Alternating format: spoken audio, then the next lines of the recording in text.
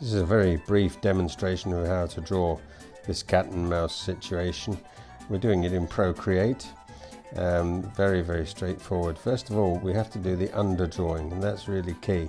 I still use what they call a pencil setting for it, and it works very well. But here we've got a cat bending down, taking a close look, his arms folded. He's very simply drawn, and we've got a hole in the skirting board there, or whatever you call that thing, depending on where you are in the world.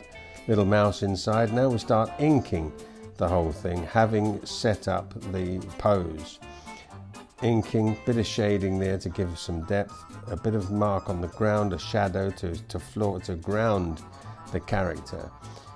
Put in the darkness in the mouse hole, colour in the cat.